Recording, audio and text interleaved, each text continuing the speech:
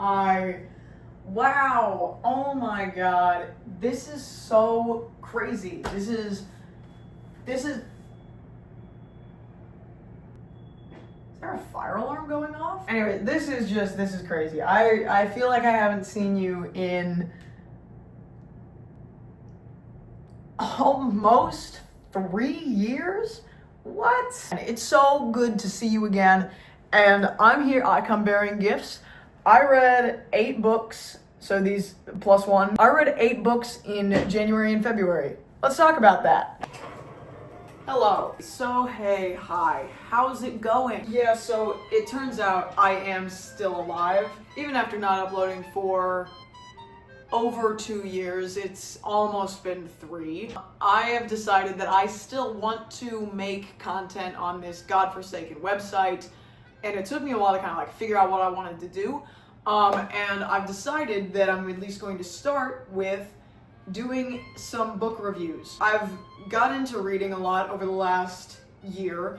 I built that bookshelf last summer, which was a lot of fun, and I need to build another one soon because I'm running out of space on that one, because what they don't tell you about the tree bookshelf thing is that it doesn't fit that many books. In my reading journey over the last year or so, every time I finish a book, I've posted a review of it on my Snapchat and then private personal Instagram account. A lot of people have told me that they really like my reviews.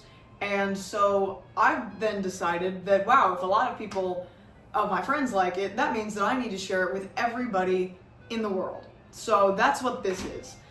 These are the books that I've read during the months of January and February.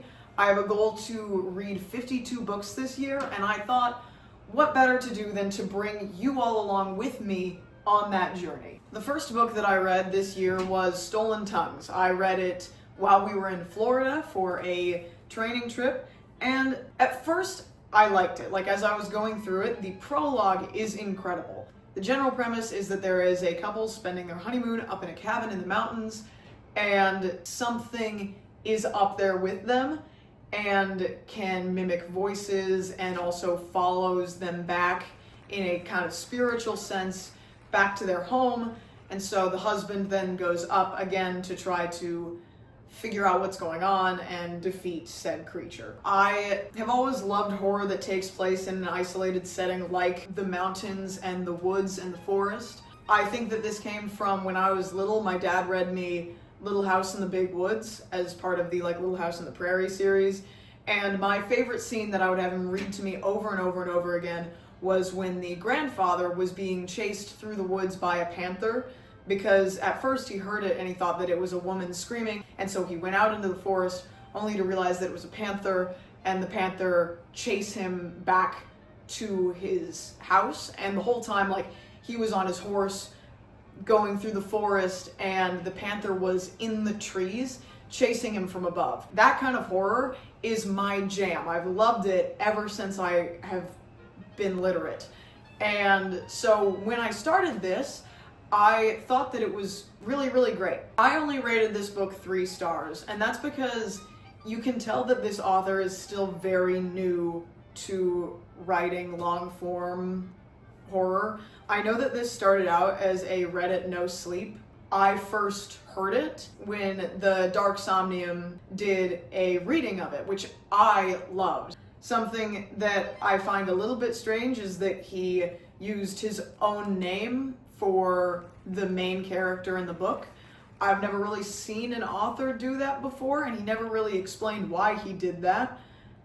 So I'm not sure what that's about. The book was very repetitive. It was a lot of him being in the cabin, something scary outside the cabin happens, and he reacts to it, generally underreacting as to how a normal person would react to being haunted by a creature outside. This is completely spoiler free, by the way, so I'm not going to tell you much about the story more than you would need to know. Another thing that I didn't really like about it was that the ending seemed very rushed.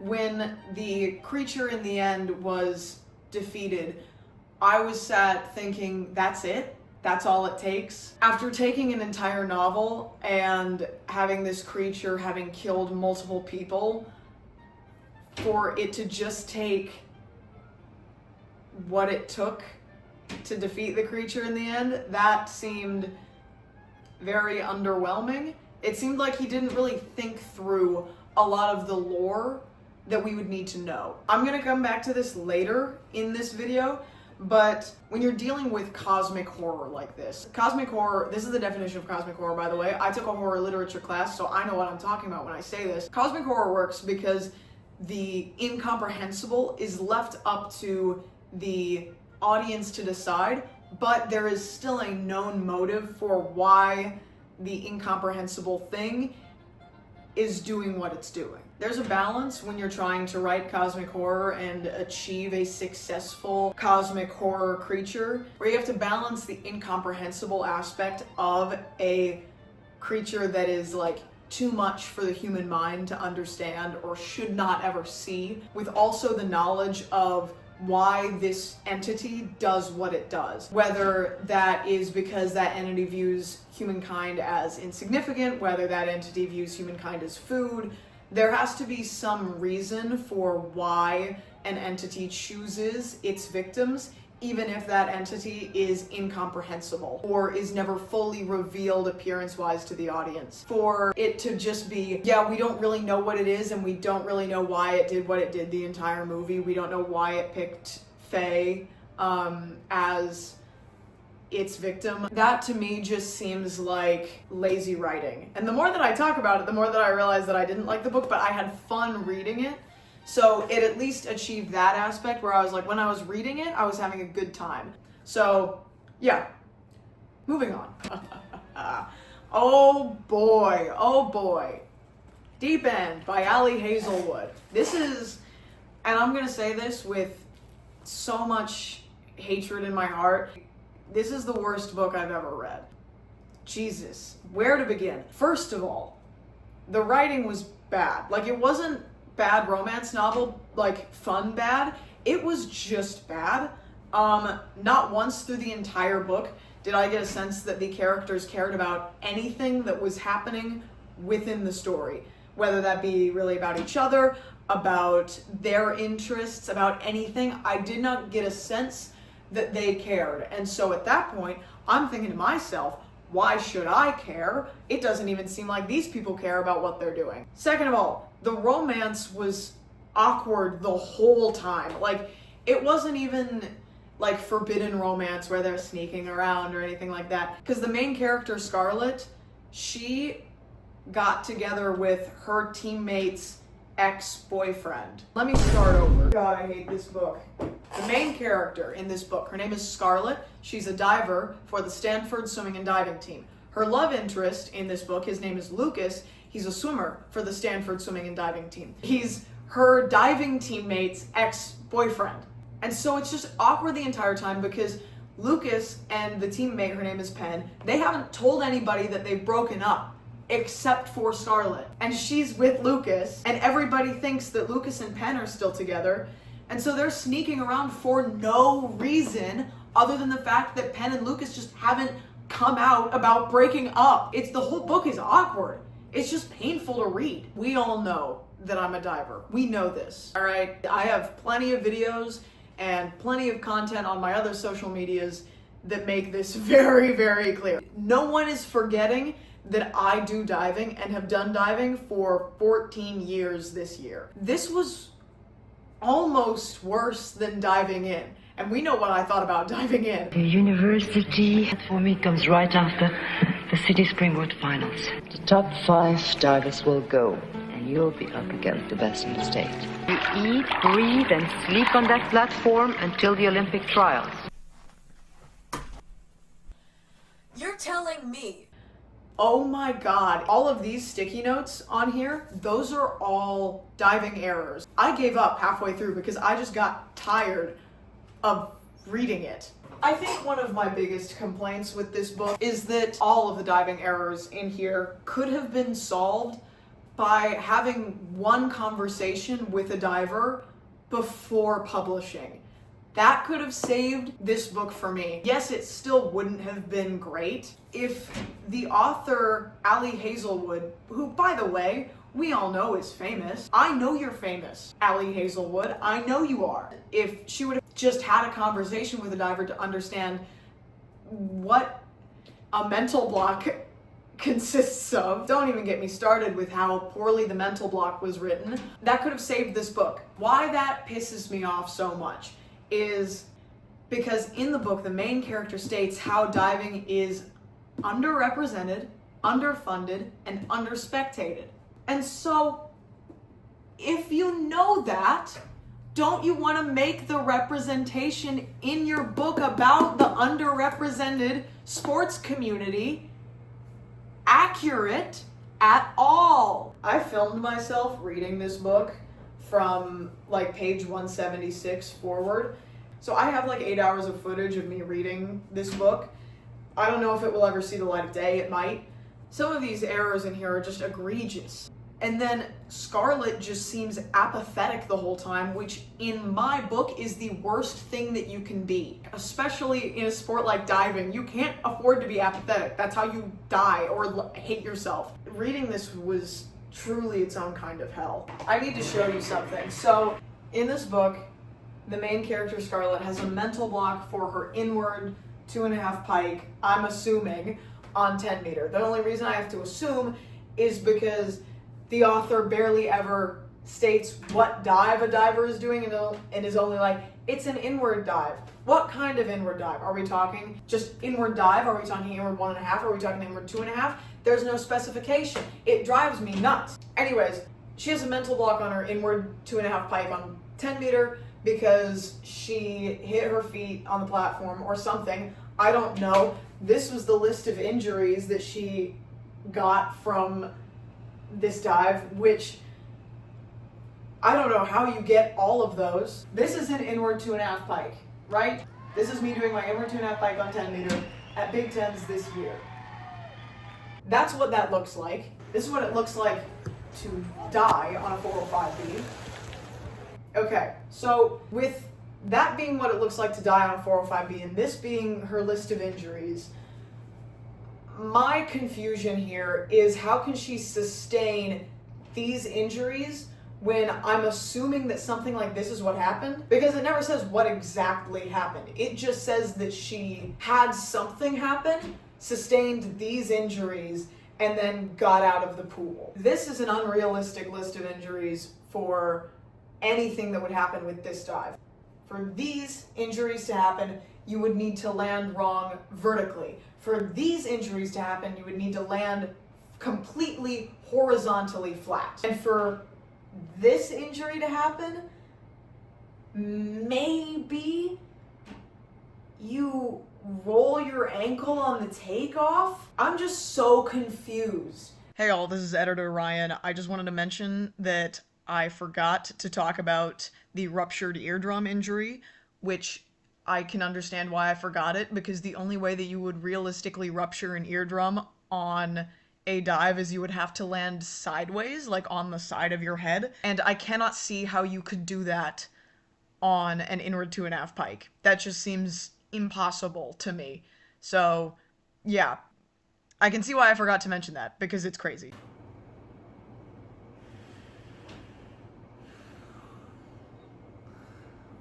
And I know this is supposed to be a fun, silly romance book. Like, I know that. And so I'm trying to take it for what it is, but I'm also coming from the standpoint of it would have taken just a couple extra hours to make this into something that would have been really cool. Divers would like give an arm and a leg to get accurate representation of them in fiction, because there's nothing about us anywhere. And so we would give so much to be able to have one thing, one piece of fiction, one piece of media that is about divers that is accurate and actually portrays our experience. And so the fact that it would have only taken that much extra time for a very well-known author, a #1 New York Times best-selling author, it would have only taken her a couple extra hours of research to make this into something very special for divers. I think I would have loved it so much more if I would have seen that effort be put into it. And so that's the most disappointing part, is that it was lazy. It was lazily done. Because it could have been cool.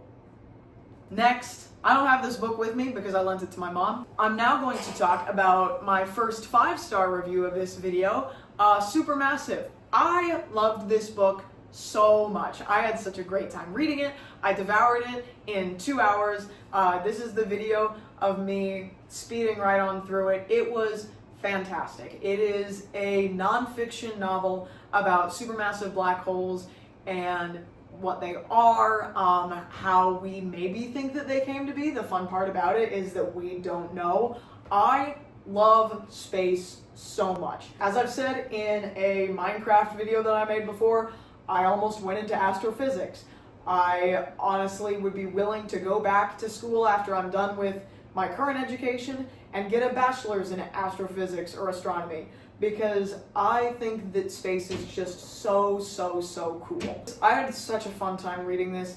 It is hard to make a nonfiction novel one that's a page turner, but these two authors did such a good job that I was genuinely like, oh my god, what happens next? When I was reading this book, just completely nonfiction, just about black holes and the science that goes into them. I think that one thing that this book did really well is it did such a good job of going in depth with not only black holes, but how they are very intertwined with the universe as a whole. I think that they did a good job demystifying black holes. I think that black holes are often seen as a big bad monster in the universe, and in actuality, they're just things that exist. They aren't cosmic vacuum cleaners that will just plow through and destroy everything. No, I mean, they have planets, they have stars that orbit them.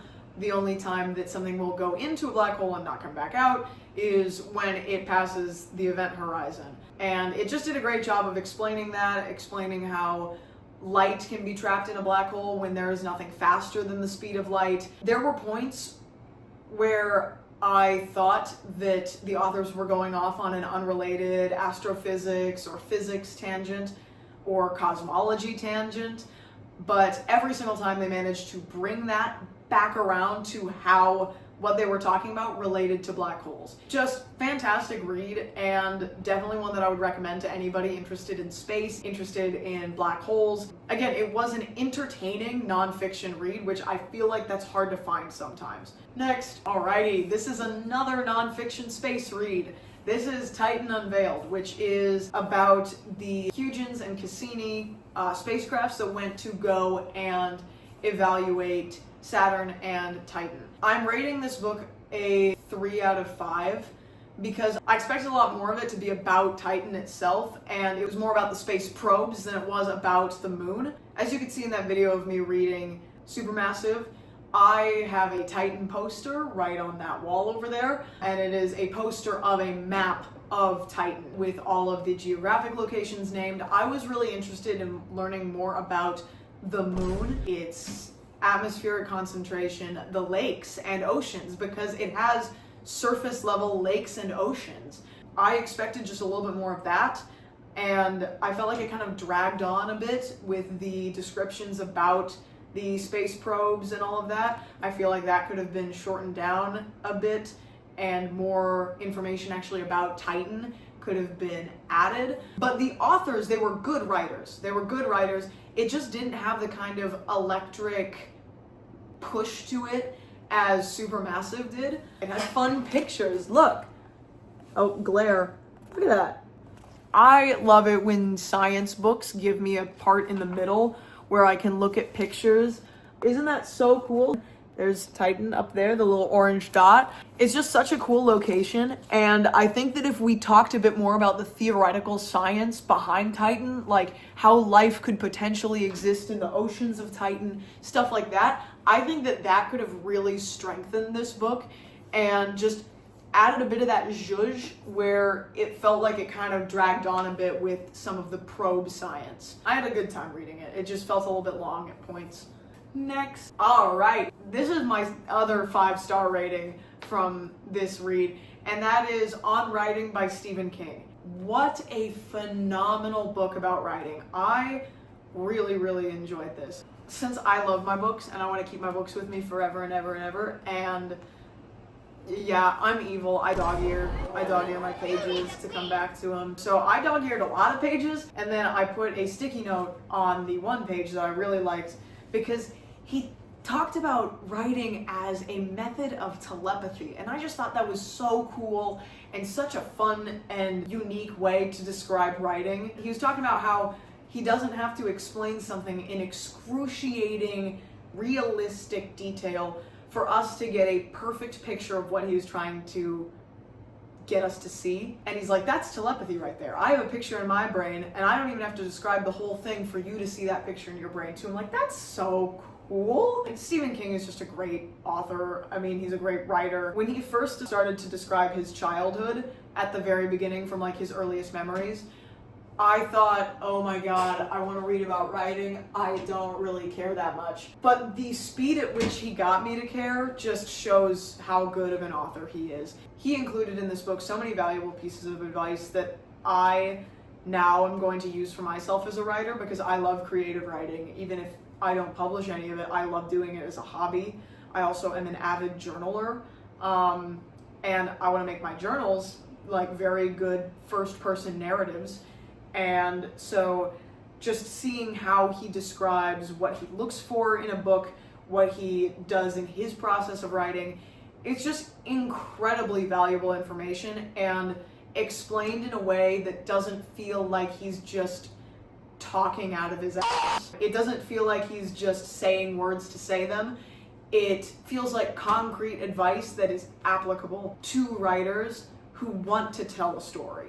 One of the things that I really liked that he wrote down was he was talking about his experience with substance abuse and how there were some books that he didn't even remember writing, like Cujo. He says he doesn't even remember writing most of Cujo, and that made him really sad because he liked the book and he wishes that he remembered certain aspects of that creative process. When he was talking about that, he wrote, writing is a supplement to life, not the other way around. You cannot just supplement your writing with life. You have to supplement your life with writing. And I thought that that was a really powerful way of expressing that. Like, you need to live your life in order to be a good writer. You can't just write and write and write and write and write and write and write and then just kind of have droplets of life in there. And I think that that can be applied to a lot of our different passions. Same with sports, same with school, because the passions in our lives are what make our lives worth living, not the other way around. Next, another Stephen King book. I bought this one on the way back from Florida. I bought this one in the airport because I liked how the cover looked and I trusted Stephen King to write me a good story.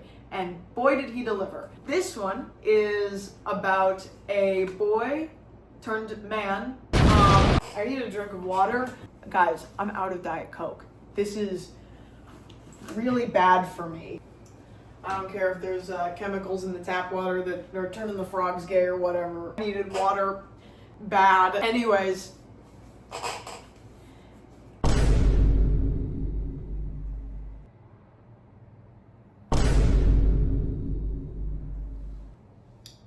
I hope that you guys know that I almost just had a heart attack. My phone ran out of storage in the middle of recording this, which is why I have a camera on the way to me right now in the mail, so this doesn't happen again. My phone ran out of storage mid-sentence. When I looked in the Photos app after clearing up some of the storage, really funny, the first part of this video, like the 40 minutes that I just recorded, showed up as not existing, like I'd never done it. And I said, oh, what? That's so cool. What do you mean? What do you mean by that? And so before panicking and freaking out, I checked Google, and what can I say? There's really a Reddit post for everything. I just turned my phone off and back on, and the video was back. So Anyways, main character, Johnny, hit by a car, 5-year coma, wakes up from the coma. Anytime that he touches somebody, he can see their future. He just gets knowledge implanted into his brain. And I think that it was a very interesting way that Stephen King decided to do this. It wasn't like he relived this person's life, but he just got a sense that oh, your daughter's name is something like Kelly. And the person that he'd be talking to was like, whoa, my daughter's name is Nellie. That's crazy. But he would be dead right about some other things. Like, you have a dog that's ill and you don't want to tell your daughter, whose name is something like Kelly, that your dog is going to have to get put down soon. And the guy's like, oh my God, you got all of that right, except for my daughter's name is Nellie, not Kelly. One thing that I did not like about this book is that it felt like it took so long to get to the main point. Because the main point is that there is a politician that is... Do you mind? Thank you. Politician in this book that's very reminiscent of a current politician that is out there in the world right now, with a lot of terrifying similarities. Johnny, the main character, goes to a rally that this politician is holding. He just wants to see if he can figure out what's up with this guy. So he shakes his hand and he sees that if this politician were to continue on this path of being a politician, he would eventually be elected president and start World War III and blow up the world. Johnny is now in this position, and we are in this position with him as the reader of deciding what to do with that information. Because so far he has been right about every single vision that he's had. He has been dead right about all of them. And so he has to decide, oh my God, am I going to be an assassin and kill this man? Because I got a vision that he was going to blow up the world by starting a war. Stephen King said in his book on writing, actually, that we had to be put in the position of the political assassin. We had to be put in their shoes of why somebody would do something like that. But we are given the extra knowledge of, okay, this guy can see the future. It's a very interesting, it's very cool, it's very well written. It just takes, it takes us to get to page 389 before Johnny shakes the politician's hand. So this is what's left of the book when Johnny shakes the politician's hand.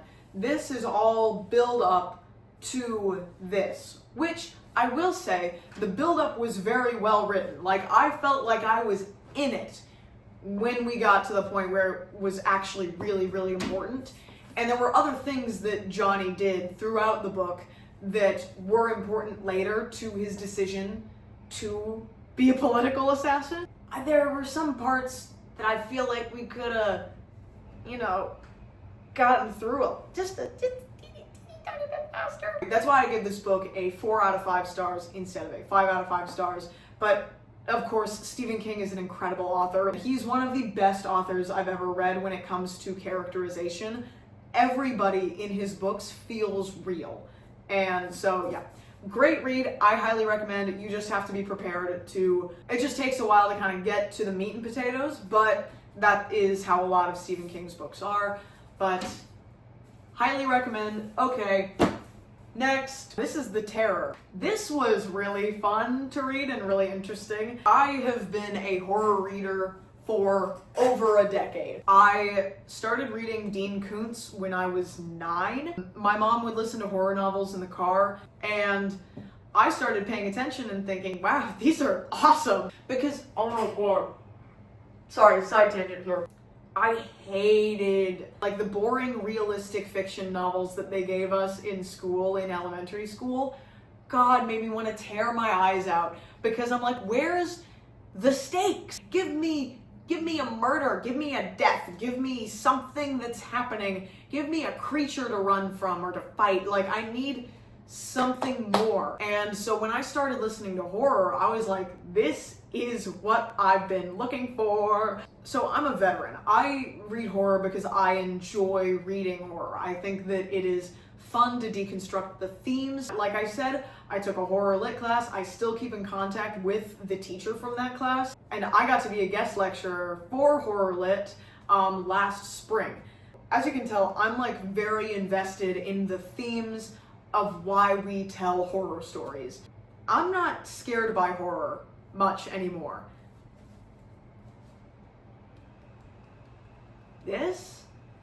This actually gave me the chills, no pun intended. It is about the two boats, the HMS Erebus and the HMS Terror, back in from 1846 to 1848, when they are trying to find the Northwest Passage in the Arctic Circle. That's like up here. And I don't know if you know anything about up here, but it's cold.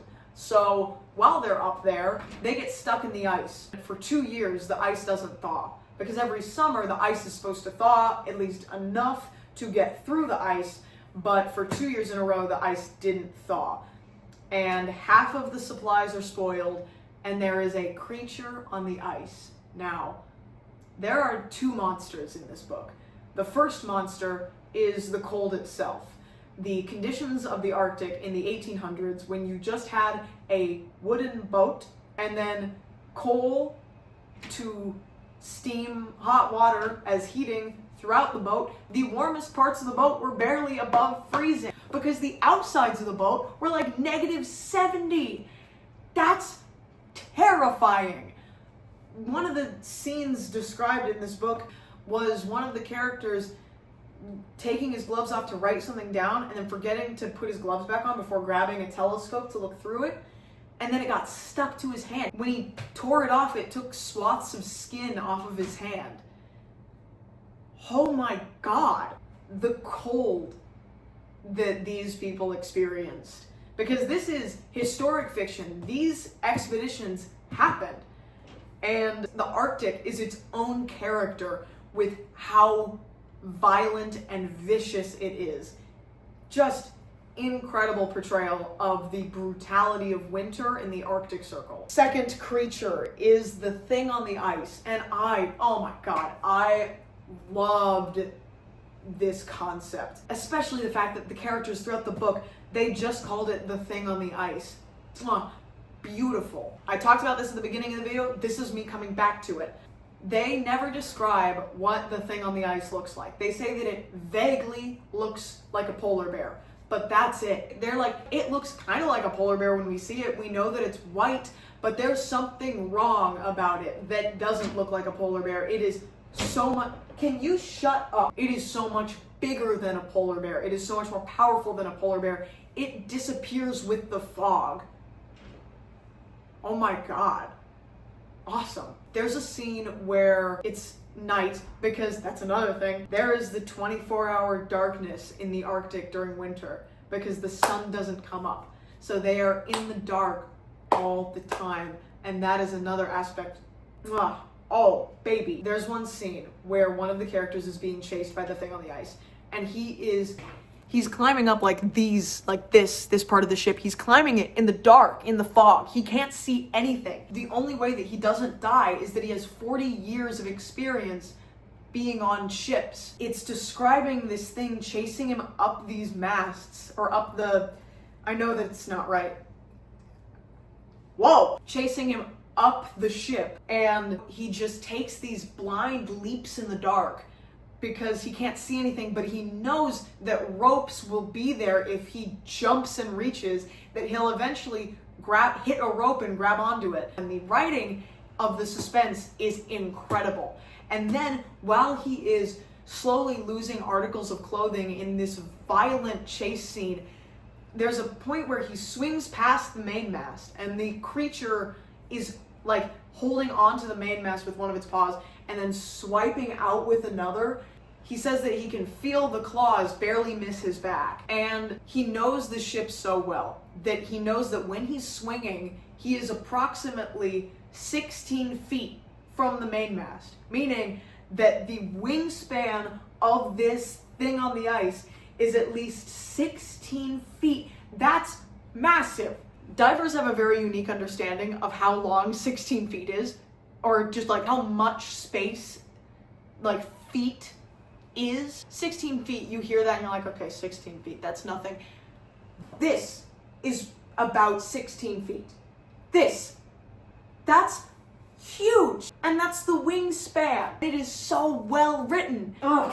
So like I said before, in cosmic horror, not seeing the thing and knowing that it is incomprehensible to the human mind is a big part of it.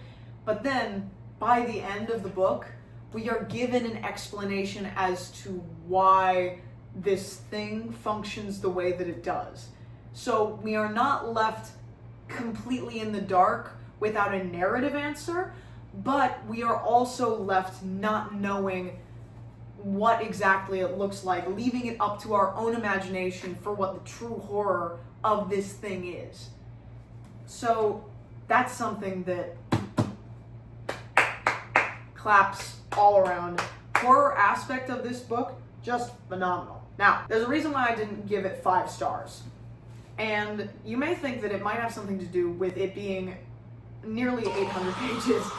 Not quite. Well, it did feel like it went into some gratuitous explanations of how a ship was built in the 1840s, which I do think was a bit much at times. It's mostly the description of women in this book that really takes this from a 5 to a 4, because a lot of it I feel is unnecessary. Like, I don't need to know what this random woman's boobs look like. I don't need to know that, and I don't feel like that adds anything. Crazy moment to say that so loud while somebody was walking by outside. That's, whew, my neighbors love me, I bet. I understand that this book is written from the perspective of a bunch of white European men from the 1840s, which is probably like some of the worst people that you could write from the perspective of. So I do think that that might be part of it, because at the end of the book, one of the main characters in this book undergoes a radical character change, and you don't really get any of those like gratuitous boob descriptions anymore. Throughout the rest of the book, it's like, I feel like we don't need to know this. Do we? I don't feel like the book would have lost anything if we didn't have so many descriptions of women's boobs. That makes sense. I will say the ending wasn't exactly a twist, but it caught me off guard. Not in like, I wasn't like disappointed with the ending. It just really wasn't the direction that I expected the book to take. Like, when I was reading, I was like, hey man, like, hey, good for you. You found happiness and you found peace. I wasn't expecting that to be where you would find happiness or peace, but good for you. It didn't seem out of character. It didn't seem out of character. It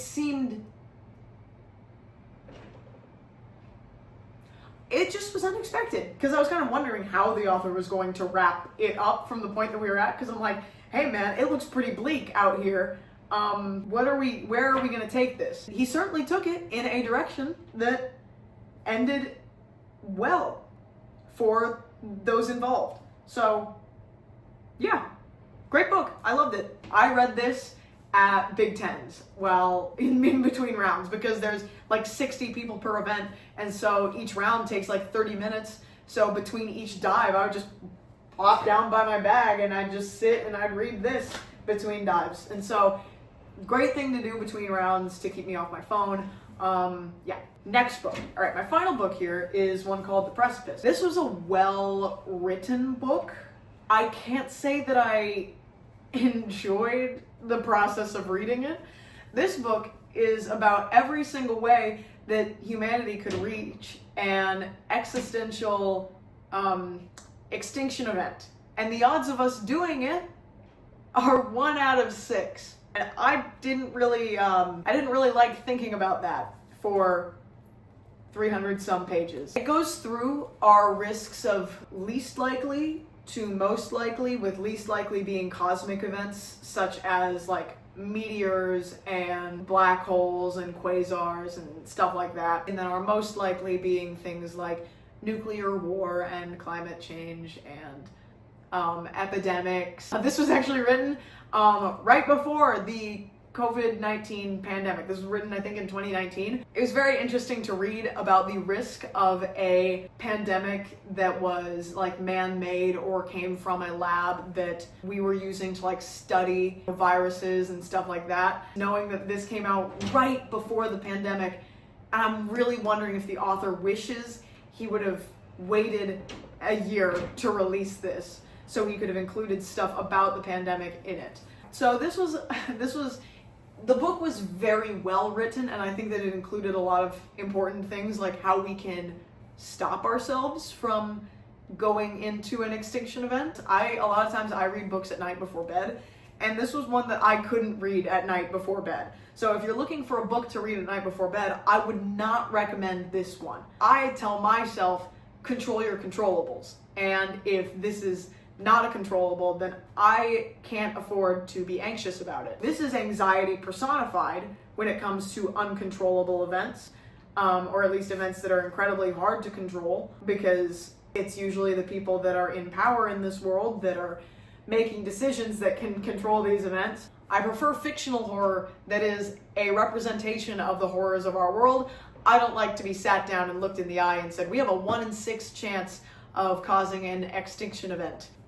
Yeah, great note to end this video on. Interesting read. Certainly was not a favorite of mine. Definitely not one that I would want to reread. I don't think the point is to make you feel good. I think that the point is to make you think. And well, it certainly made me think more than one would say might be healthy for my own mental health. All right, so these were the books that I read in January and February. I hope you guys enjoyed my little review of them. I hope to be back doing YouTube content again. Thank you guys so much for watching, and I will see you next week. Stay warm, stay safe.